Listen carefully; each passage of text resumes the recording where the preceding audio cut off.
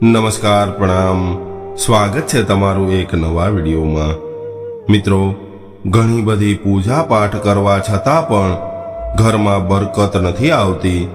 ઘરમાં હંમેશા દરિદ્રતાનો વાસ રહે છે। મિત્રો, આજના સમયમાં દરેક વ્યક્તિ અમીર બનવા માંગે છે અને અમીર બનવા માટે દરેક વ્યક્તિ રાત દિવસ મહેનત પણ કરે છે, જેથી કરીને એ પોતાના અને પોતાના પરિવારજનોની દરેક જરૂરિયાતો પૂરી કરી શકે। ધન કમાવાની ઈચ્છા દરેકના મનમાં હોય છે, પરંતુ ઘણા બધા પૈસા કમાવા છતાં પણ ઘરમાં પૈસા ટકતા ન હોય તો આપણે આપણી દિનચર્યા પર ધ્યાન આપવું જોઈએ। ઘરની સુખ શાંતિનો વાસ્તુશાસ્ત્ર સાથે ખૂબ ઊંડો સંબંધ હોય છે, કેમ કે વાસ્તુશાસ્ત્રમાં જણાવવામાં આવેલી ટિપ્સ ઘરની સુખ સમૃદ્ધિ બનાવી રાખવામાં મદદગાર સાબિત થાય છે। ઘણા લોકો ખૂબ મહેનત કરે છે, પરંતુ મહિનાના અંતમાં એની પાસે એક પૈસો પણ વધતો નથી। આજના સમયના ભાગદોડ ભર્યા જીવનમાં અમુક નાની નાની ભૂલોના કારણે આપણે આપણા ઘરની બરકત ખોઈ નાખીએ છીએ, જેનું ખરાબ પરિણામ આપણી સાથે આપણા પરિજનોએ પણ ભોગવવું પડે છે। જીવનમાં ઘણી વખત એવી વિપરીત પરિસ્થિતિ પણ આવે છે જ્યારે વ્યક્તિને લાગે છે કે મારું જીવન રોકાઈ ગયું છે। લાખ કોશિશ કરવા છતાં પણ એના ઘરમાં બરકત ન આવતી હોય અને કદાચ આવી પરિસ્થિતિ હોય તો તમારે તમારા ઘરમાં બરકત લાવવાના અમુક ઉપાય કરવા જોઈએ, જેનાથી તમારું ઘર ખુશીઓથી ભરાઈ જશે અને રોકાયેલું જીવન આગળ વધવા લાગશે। આજના સમયમાં ધનને ખૂબ જ મહત્વ આપવામાં આવે છે। એના લીધે જ ઘણા લોકો ધનને ધરતીના બીજા ભગવાન કહે છે। મિત્રો, ઘરમાં નકારાત્મક ઉર્જા હોવાથી વ્યક્તિને આર્થિક નુકસાની, કાર્યમાં વિલંબ, બીમારી અને પરિવારમાં મતભેદ થવા લાગે છે। વાસ્તુશાસ્ત્ર અનુસાર કદાચ ઘરમાં વાસ્તુ સંબંધિત કોઈ પણ દોષ હોય તો તે વ્યક્તિના જીવનમાં રૂકાવટો અને ધનની હાનિ થાય છે। જીવનમાં સુખ સમૃદ્ધિ અને સફળતા પામવા માટે વાસ્તુ સાથે જોડાયેલી અમુક વાતોનું ધ્યાન આપશો તો તમે પણ સફળતા પ્રાપ્ત કરી શકો છો। જેવી રીતે કે રોજ રોજ આપણા જીવન જરૂરી વસ્તુઓની કિંમતો વધતી જાય છે, એવા સમયે સામાન્ય વ્યક્તિએ ઘર સંભાળવું મુશ્કેલ થઈ રહ્યું છે। સામાન્ય વ્યક્તિ હંમેશા એવી ચિંતામાં રહે છે કે કેવી રીતે હું મારા પરિવારની જરૂરિયાતો પૂરી કરી શકું, પરંતુ આવી ચિંતા કરવાથી ન તો તમારી ચિંતા દૂર થશે કે ન તો તમારું ઘર સંભાળી શકશો। એના માટે તમારે કંઈક ને કંઈક ઉપાય કરવો પડશે, જેના થકી તમે તમારું ઘર અને પરિવારની જરૂરિયાતો પૂરી કરવામાં સફળ થઈ શકો અને તમે તમારા ભવિષ્ય માટે થોડું ધન કમાઈ શકો। પરંતુ મિત્રો, વાસ્તુ દોષના કારણે ઘરમાં હંમેશા માટે પૈસાની કમી બનેલી રહે છે અને કમાયેલા ધનથી વ્યર્થના કામોમાં ખર્ચો થતો રહે છે। આવી પરિસ્થિતિમાં ધન અને બરકત માટે તમારે વાસ્તુ દોષ દૂર કરવાના ઉપાયો વિશે જાણવું જોઈએ। મિત્રો, એક ઉપાય તો એવો છે કે તમે તમારી કમાણી વધારો। આવું કરવાથી થોડી રાહત તો મળી જશે, પરંતુ સમસ્યામાંથી પૂરી રીતે મુક્તિ નહીં મળી શકે। આ સમસ્યાથી પૂરી રીતે મુક્તિ મેળવવા માટે તમે આ નાના નાના ઉપાયો કરી શકો છો। નમસ્કાર મિત્રો, કદાચ તમે અમારી ચેનલ પર પહેલી વાર આવ્યા હોય તો અમારી ચેનલને સબસ્ક્રાઇબ જરૂરથી કરજો અને વિડીયોને લાઈક જરૂર કરજો। મિત્રો, ઘરમાં બરકત લાવવાના ઉપાયો વિશે વાત કરીએ તો નંબર 1, સાવરણીને ભૂલથી પણ પલંગની નીચે ન રાખો અને ભૂલથી પણ બ્રહ્મ મુહૂર્ત અને સંધ્યાકાળના સમયે ઘરમાં ઝાડુ ન લગાવો। સાવરણીને એવી જગ્યાએ રાખવી જોઈએ જે જગ્યાએ કોઈ પણ બીજા વ્યક્તિની નજર ન પડે. નંબર 2, જે લોકો સાચા મનથી માતા લક્ષ્મીની પૂજા કરે છે એવા લોકોના જીવનમાં ક્યારેય પણ ધનની કમી નથી હોતી. હિન્દુ ધર્મમાં માતા લક્ષ્મીને ધનના દેવી કહેવામાં આવે છે. માતા લક્ષ્મીજીની પૂજા કરવાથી વ્યક્તિના જીવનમાં સુખ અને સમૃદ્ધિ આવે છે.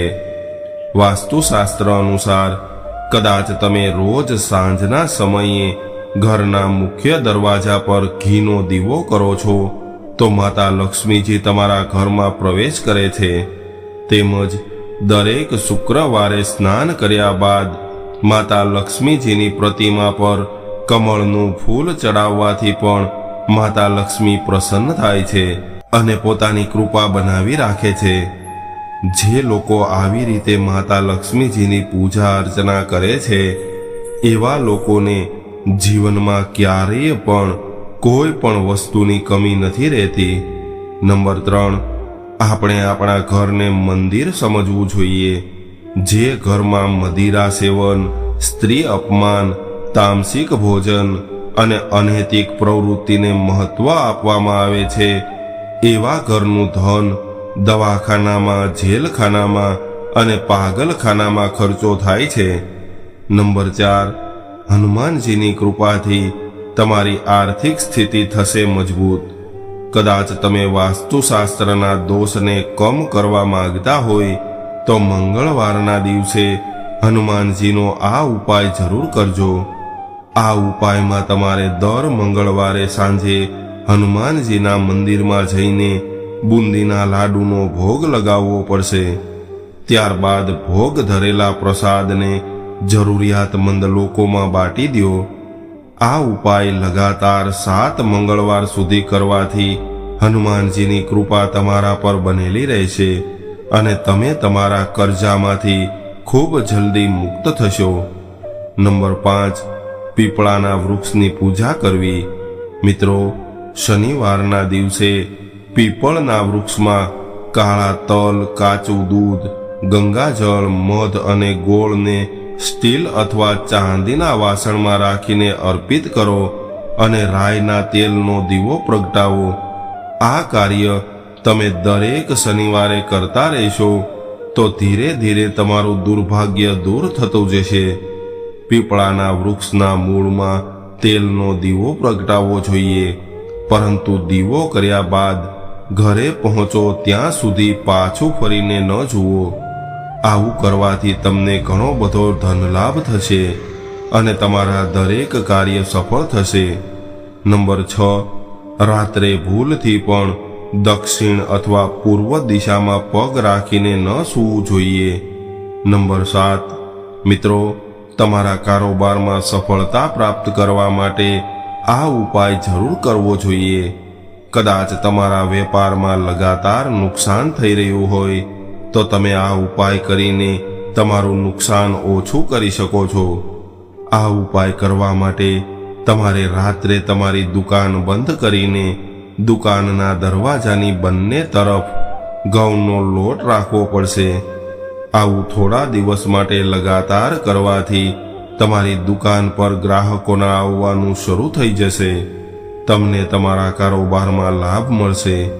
નંબર 8, કદાચ ઘરના સભ્યો ઘણું બધું કમાઈ રહ્યા હોય પરંતુ ઘરમાં ધન ટકતું ન હોય તો એના માટે કાળા તલનો પ્રયોગ કરો.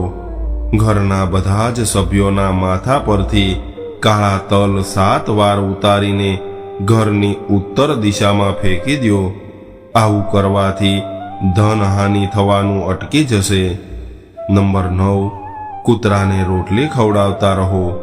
કદાચ ઘણા બધા પૈસા કમાવા છતાં પણ ધનનો સંગ્રહ ન થઈ રહ્યો હોય તો કાળા કૂતરાને દરેક શનિવારે રોટલી ખવડાવો. નંબર 10, કદાચ કોઈ વ્યક્તિ ઘણા સમયથી આર્થિક તંગીમાં જીવી રહ્યો હોય તો એવા વ્યક્તિએ કોઈ મંદિરમાં જઈને ત્યાં 2 કેળાના વૃક્ષ લગાવવા જોઈએ. આવું કરવાથી ઘરની આર્થિક સમસ્યા દૂર થાય છે. નંબર 11, આપણે હંમેશા ભોજન કરવાના નિયમોનું પાલન કરવું જોઈએ. ભોજનની થાળીને હંમેશા સન્માન આપવું જોઈએ. ભોજન કર્યા બાદ એ જ થાળીમાં હાથ ન ધોવા જોઈએ. રાત્રિના સમયે ભોજન કર્યા બાદ એઠા વાસણો ઘરમાં ન રાખવા જોઈએ. નંબર 12, કદાચ કોઈ વ્યક્તિનું ભાગ્ય એનો સાથ ન આપતું હોય, ઘણી બધી મહેનત કરવા છતાં પણ સફળતા ન મળતી હોય, તો એવા વ્યક્તિઓએ આ ઉપાય જરૂર કરવો જોઈએ. એના માટે કોઈ પણ અમાસના દિવસે વિષ્ણુ મંદિરના સૌથી ઉપરના હિસ્સા પર ત્રિકોણ આકારનો પીળા કલરનો ધ્વજ લગાવી દો. આ ઉપાય કરવાથી તમારા ભાગ્યના દરવાજા ખુલી જાય છે. નંબર 13, મિત્રો, આપણે દાન આપવા શીખવું જોઈએ.